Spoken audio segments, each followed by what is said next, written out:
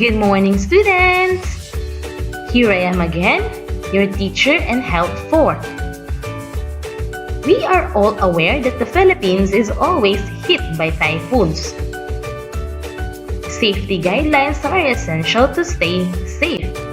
That is why our topic for this morning is all about safety guidelines during disasters and other emergency situations. Can you read again? Safety guidelines during disasters and other emergency situations. Are you ready to be safe?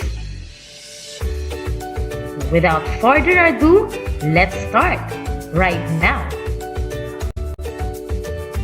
Injury can happen in any form and due to different reasons. One major reason is disaster, natural calamity like typhoon.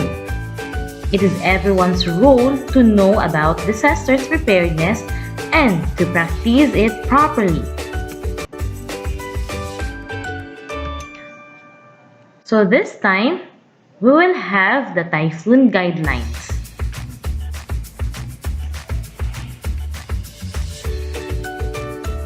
Let's start before the storm. People should store food, water, and flashlights, secure domesticated animals, and repair unstable homes.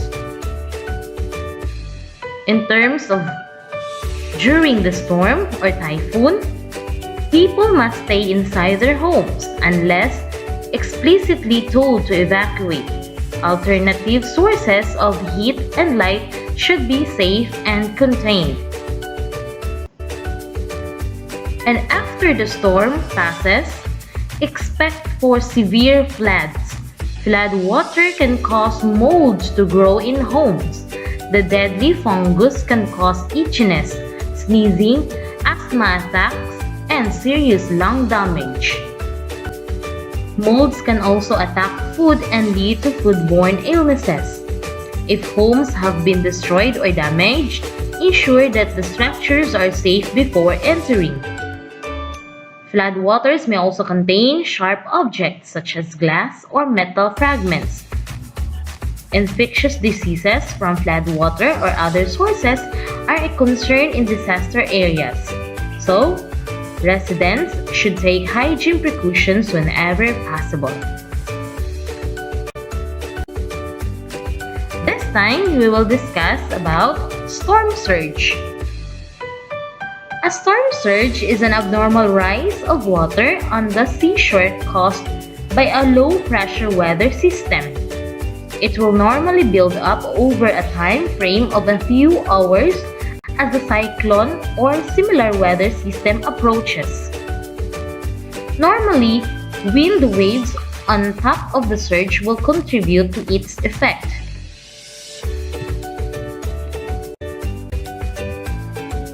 These are the storm surge safety guidelines. First, if you live or work in the coastal or near the sea, find out whether you are in a surge-prone area.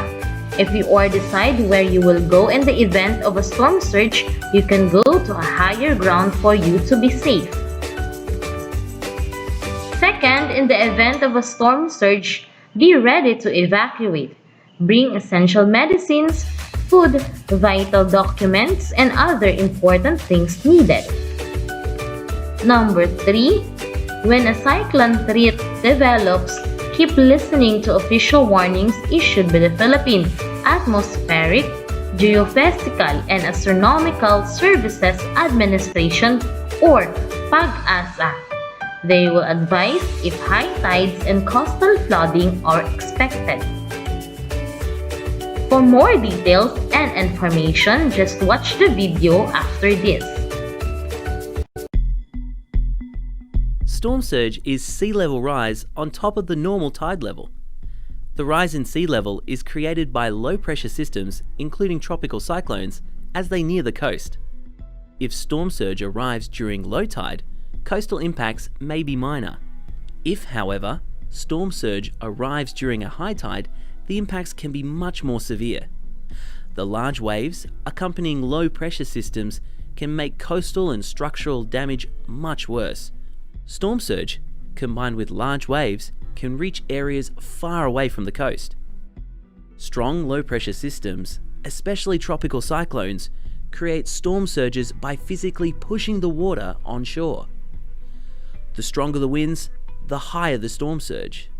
Large storm surges can push water many kilometers inland, which, combined with wind and pounding waves, can destroy buildings, wash away roads, and pose threat to life.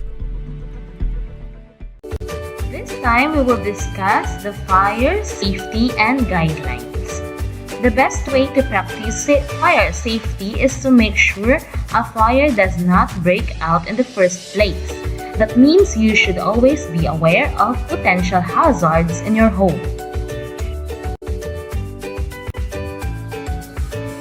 Then this time, we will discuss the fire safety and guideline safety tips.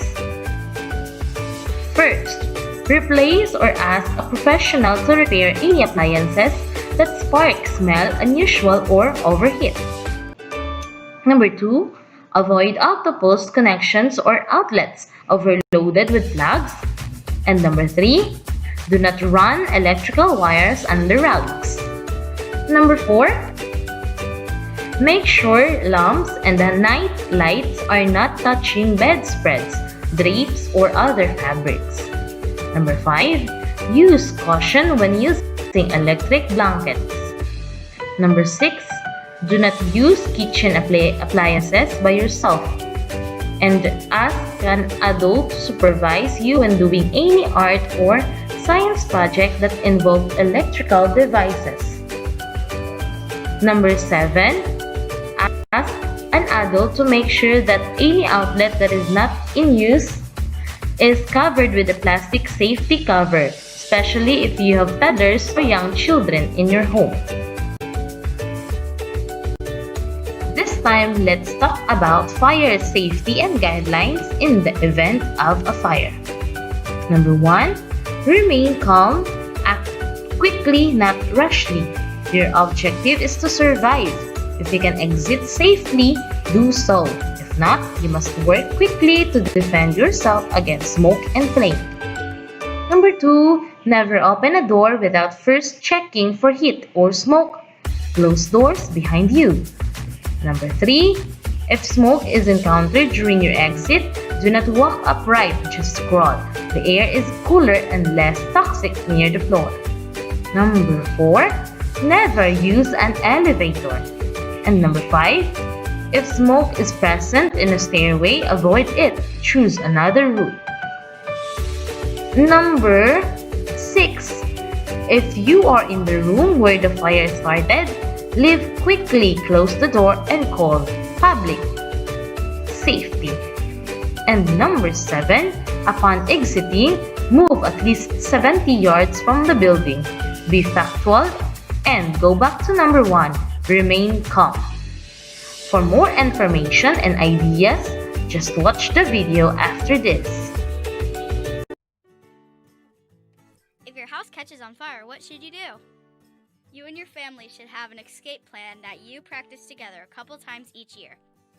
Start by drawing a map of your home showing all the doors and windows. Be sure you know 2 ways to get out of each room safely. Have a meeting place outside of your house where everyone knows to meet that is a safe distance away from your home. Be sure that your house has smoke detectors.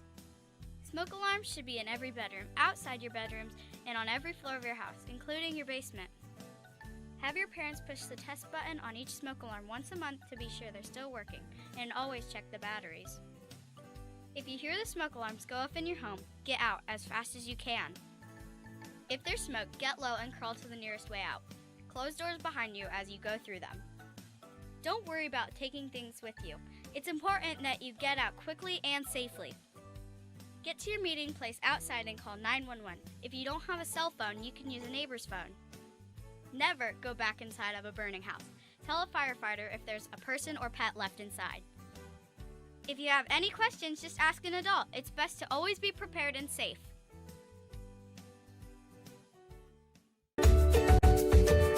So this time, let's talk about flood. Flood is also one of the major problems of the Philippines, especially in most areas of Metro Manila. Continuous rain can lead to flood, may cause damages, even death. So this time, let's talk about flood safety guidelines before, during, and after the flood. Number 1. Always watch the news on TV, listen to the radio, or check on the Pag-asa website forecast about the flood. Number 2. Be ready to evacuate to higher areas, especially when a strong storm comes with continuous rains. Expect for a flood. Lift your things also on a higher area for safety. Switch off the main switch.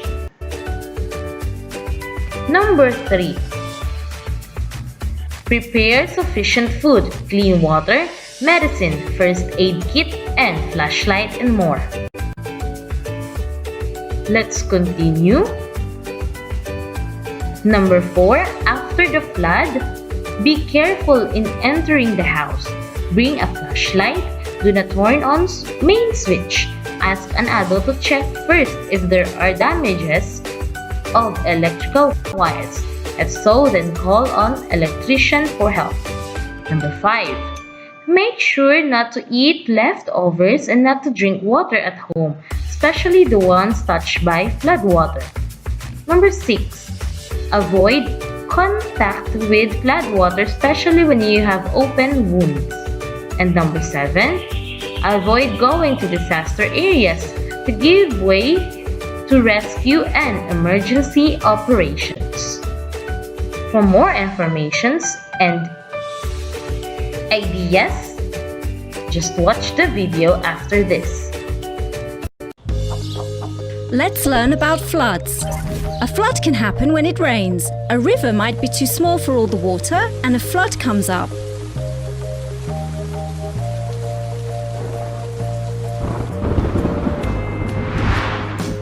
The water covers land that was not underwater before and can even come around next to our houses. Floods can damage houses and carry along objects like trees, animals, and sometimes also people. Floods are very dangerous. We need to follow some rules on how to behave before, during, and after floods. Here are some safety tips for you and your family. Listen to older people. Stay together with your family and try to support your family. Always listen to your parents and tell them if you hear a flood warning on TV or the radio. Help your family to move important items to higher places so that they do not touch the floodwater. Together with your family, move to higher places away from the water. Stay close to your family and ask for help if needed. Don't touch electrical devices when there is water around. Return home with your family only when officials, police, firefighter, tell you that it's safe. Here are some important numbers you and your family should call in case of a flood. Remember, floods can happen to anybody and can have bad consequences. Stay away from flood and moving water. Stay dry. Since you already know about different safety guidelines, let's have an activity. Slogan, keeping myself safe. In a one-whole sheet of paper, create a slogan or saying about disaster preparedness and explain it using 2 to 3 sentences only. Afterwards, answer this question. What else can you do to help disseminate information on disaster or emergency preparedness? I know that you have already your own idea. So this time, you may now start. We are done with our topic. Stay safe. Remain calm and be responsible in taking good care of our nature. This is your teacher, Teacher Eileen saying, thank you for listening and goodbye.